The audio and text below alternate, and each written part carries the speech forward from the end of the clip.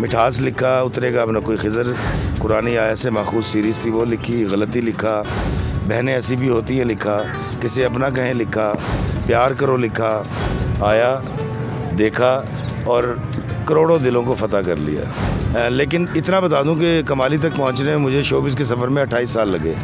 कमाली कल के एपिसोड में कमाल करेगा, तो घबराएं नहीं। अल्लाह ताला फिर आपको कमाली की तरह छोटे से रोल से एक बहुत बड़ी शोहरत अता कर देता है। क्या मैं मुखिल हो सकता हूँ सर?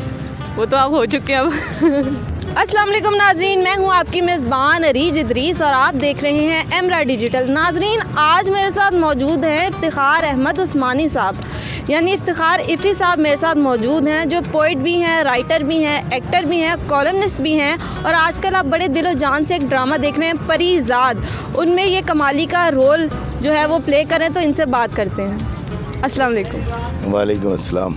क्या मैं मुखिल हो सकती हूँ? आप बाकायदा मुखिल हो चुकी हैं। कैसे आप? अल्हम्दुलिल्लाह, मालिक का करम। परीज़ाद को आप क्या समझते हैं? परीज़ाद को मैं एक ड्रामा समझता हूँ और ड्रामा समझ के इसको किया भी था और देख भी रहा हूँ। नहीं, परीज़ाद कैरेक्टर को आप क्या समझते हैं? परीज़ाद कैरेक्टर एक ख्वाहिशों, आरजुओं, हसरतों भरा एक किरदार है जो ख्वाब देखता है, सॉफ्ट स्पोकन है, शायरी करता है, हर लड़की पे आशिक हो जाता है और कोई ख़ास अचीवमेंट उसकी नहीं है।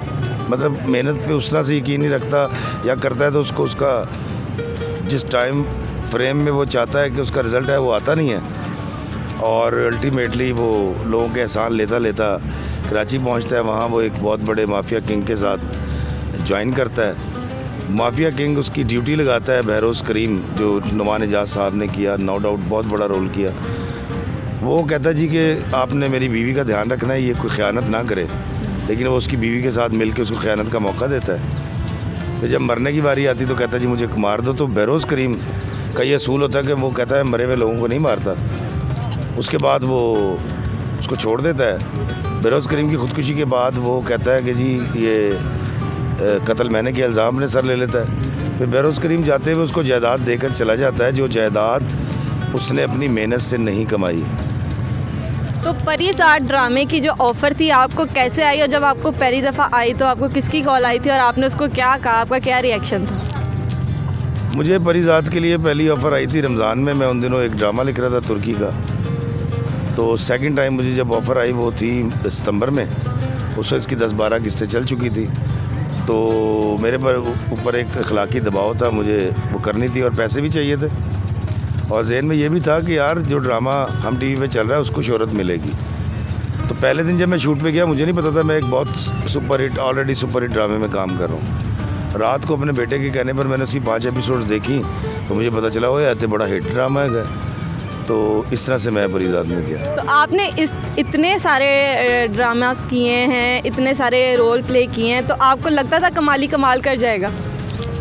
नहीं, बिल्कुल नहीं लगता था। देखिए मैं आपको बताता हूँ कि मैं खुदा और मोहब्बत में कास्ट किया गया था, वो जो फ़िरोज़ ख़ान का मेंटोर के रोल में, और डायरेक्टर की बदनीयती और बददियानती की और साजिश की वजह से मुझे उसमें से कट कर दिया गया और इस बात का शायद अब्दुल्ला कादवानी को पता भी नहीं होगा। उसके बाद रक्से बिस्मिल में सारंगा का रोल कर रहा था और जब मैं वो करने के लिए बाई रोड जा रहा था, सादकाबाद रुका, रात को मेरी तबीयत ख़राब हो गई, मैं वापस आ गया। तो मेरे दोस्त मुझे कहा करते थे कि यार इफ्तिखार इफ़ी, अगर तुमने खुदा और मोहब्बत और रक्से बिस्मिल किया होता तो तुम्हारी शोहरत इतनी होती और पता नहीं क्या हो जाता।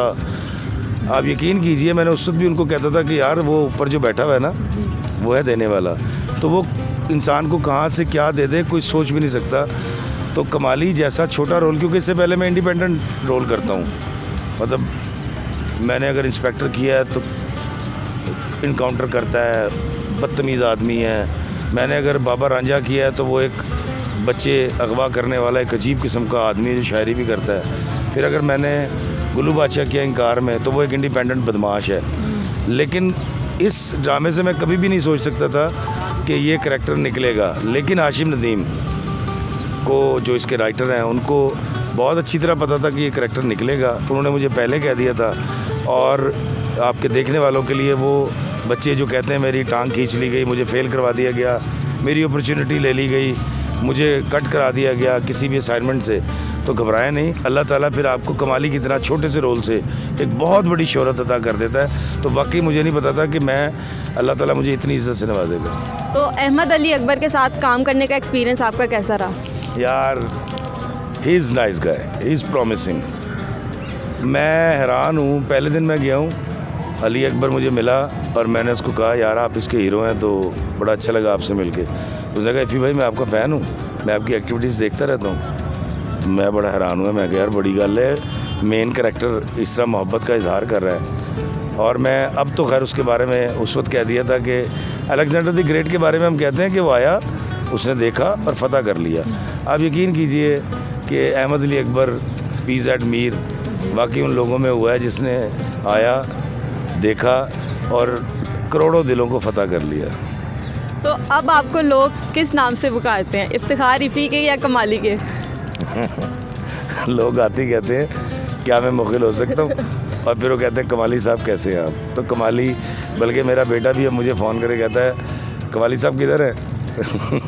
अच्छा ये बताइएगा, इफ्तिखार इफ़ी से कमाली तक के सफ़र में आपको कितने हर्डल्स आए, कितने क्या क्या नशेब व फराज आए, कुछ बताइएगा हमें भी। देखिए जी, मैं नशेब और फराज, खुशी और गम, राहत और तकलीफ़, धूप और छाँव को ज़िंदगी का हिस्सा समझता हूँ। लाइफ होती ही ऐसे है, ये गमों और खुशी से इबारत है। सिर्फ खुशियाँ जिस ज़िंदगी में हों, तो वो कहा गया था ना कि अगर आसानियाँ हो ज़िंदगी दुश्वार हो जाए। तो मैंने इसमें ज़िंदगी गुजारी, ज़िंदगी में दुश्वारियाँ हैं, वो मैंने फ़ेस की, राहतें भी मैंने उठाई हैं। लेकिन इतना बता दूं कि कमाली तक पहुंचने में मुझे शोबिज़ के सफ़र में 28 साल लगे। तो वो लोग जो शॉर्टकट चाहते हैं और एक किसी प्लान को एग्जीक्यूट करने के बाद एक टाइम फ्रेम में कोई कामयाबी लेना चाहते हैं, तो उनसे मैं कहूँगा खातिर जमा रखें, थोड़ा सब्र करो, ज़िंदगी को इंजॉय करो। हर शय अपने वेले ते तानू लब जाएगी, जिमें मैनू कमाली लब गया। यानी सब्र का फल मीठा होता है, आप ये कहना चाहते हैं? जी, सब्र का फल मीठा क्यों होता है ये भी जान लें। आप 22 साल खजूर को पालते हैं, 22 साल तक खजूर के फल को सिर्फ आप पानी दे रहे होते हैं। 22 साल के बाद उस पर फल उगता है, आफ्टर 22 ईयर्स।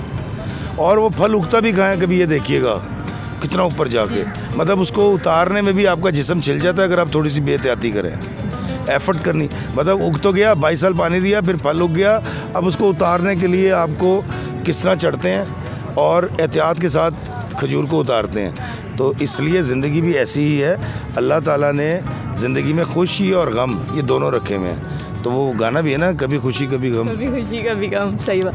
अच्छा ये बताएं, आपने कौन कौन से ड्रामास लिखे हैं? मैंने मिठास लिखा, उतरेगा अपना कोई खिज़र, कुरानी आयत से माखूज़ सीरीज़ थी वो लिखी, गलती लिखा, बहनें ऐसी भी होती हैं लिखा, किसे अपना कहें लिखा, प्यार करो लिखा, उसके बाद सबसे बड़ा करम जली लिखा, सबसे बड़ा नागन मैंने लिखा। तो ये तो सारे आपने ही लिखे, लेकिन इनमें से सबका होता है ना, किसी का कोई फेवरेट होता है, ये मेरा फेवरेट, आपका कौन सा फेवरेट? देखिए जी, बच्चे तो सारे एक जैसे होते हैं, मोहब्बत एक जैसी, तो लेकिन मेरा ख्याल है उतरेगा अपना कोई खिज़र जो कुरानी आयत से माखूज़ था, रमज़ान सीरीज़, वो मेरे दिल के बहुत करीब है। तो अब परीज़ाद में आपके कितने सीन्स रह गए हैं? ये बड़ा अजीब सवाल है। उसकी वजह ये है कि चले मैं इतना बता देता हूँ कि मैं आखिरी एपिसोड में नहीं हूँगा। आखिरी एपिसोड में नहीं होंगे तो कमाली अब कमाल क्या करने वाला है, ये तो बताने कुछ। कमाली परीज़ाद को गोली मार के खुद बैठ जाएगा उसकी जगह पे। कमाली एक सिपाही है जिसको डिप्यूट किया गया था एजेंसियों की तरफ से, जो बहरोज़ करीम को पकड़ने आया था, लेकिन वो परीज़ाद को पकड़ लेगा। बहरोज़ इसके ऊपर परीज़ाद पे अटैक होगा, कमाली आगे आके गोली खा के मर जाएगा।